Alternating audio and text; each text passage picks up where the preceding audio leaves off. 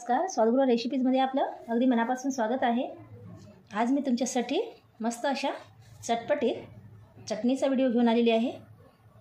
चला तर मग बघूया आपण। आणि एक नाही दोन नाही, आज आपण 3 चटण्या बघणार आहोत, ते बी वेगवेगळ्या पद्धतीच्या। चला तर मग साहित्य काय घेतलं ते बघूया आपण।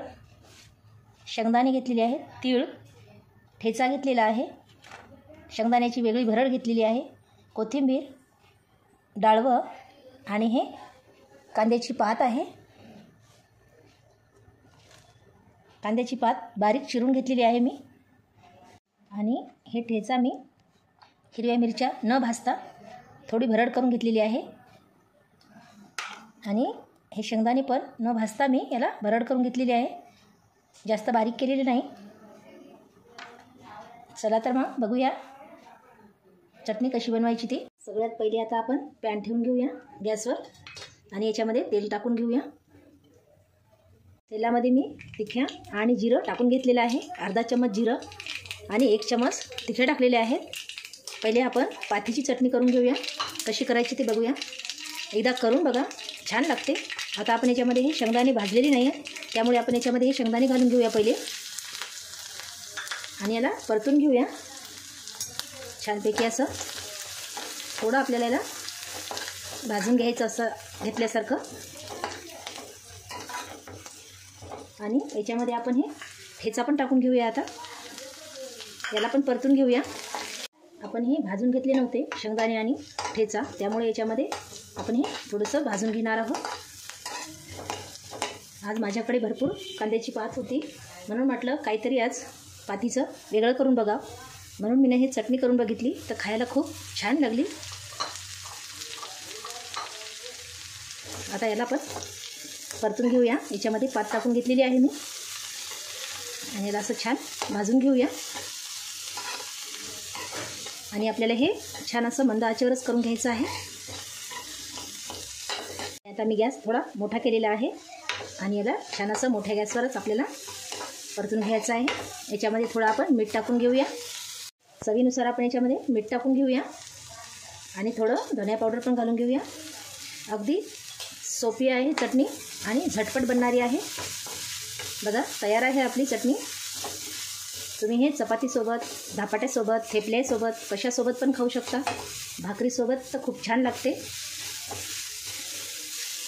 बघा तयार आहे, बंद केलेला आहे मी आता गॅस।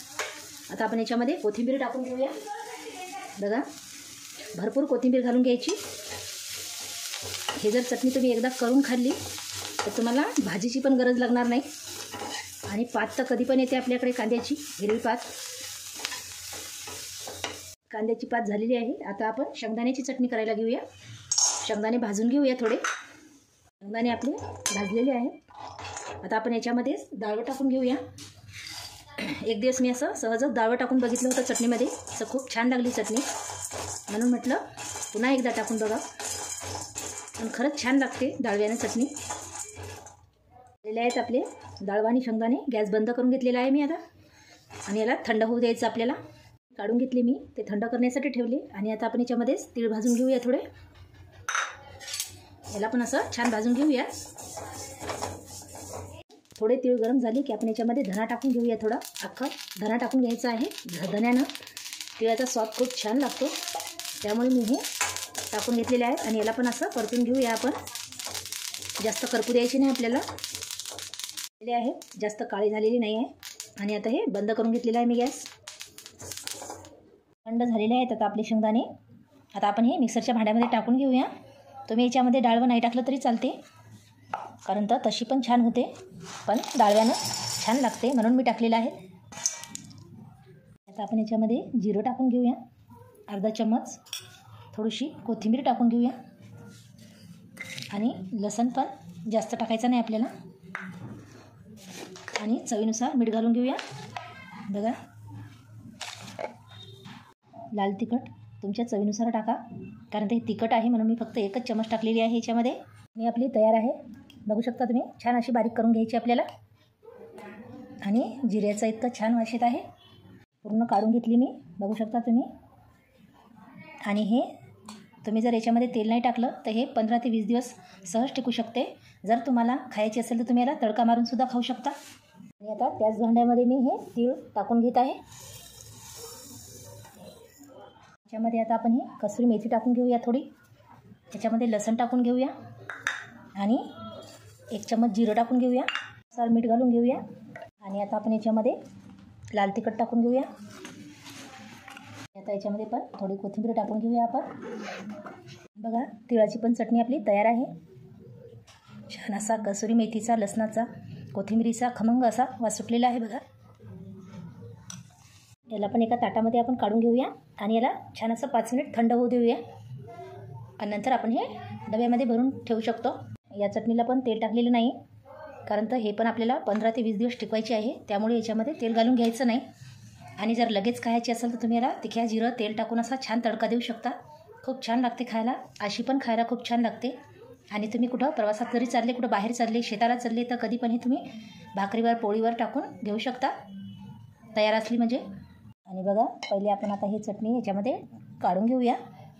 छान तयार झालेली आहे आपली हिरव्या पातीची चटणी. एकदा नक्की ट्राय करून बघा आणि मला कमेंट करून कळवा. आता हे तिळाची पण याच्यामध्ये टाकून घेऊया आपण. ही पण खायला खूप छान लागते. जर तुम्हाला चटणीचा व्हिडिओ आवडला असेल तर माझ्या चॅनलला लाईक करा, कमेंट करा, शेअर करा, सबस्क्राईब करा. आणि नंतर असाच मी एक छान असा व्हिडिओ तुमच्यासाठी घेऊन येईल. बघा तयार आहे. आणि आता आपण शेंगदाण्याची चटणी पण याच्यामध्ये टाकून घेऊया. आणि आता मी याच्यावर थोडी कोथिंबीर टाकून घेणार आहे, कारण आता मला हे लगेच खाण्यासाठी तेलामध्ये टाकून घ्यायचे आहे. त्यामुळे मी याच्यामध्ये कोथिंबीर घालून घेणार आहे थोडी. आणि बाकीच्या उरलेल्या मी हे डब्यामध्ये टाकून ठेवणार आहे. नक्की ट्राय करा. धन्यवाद.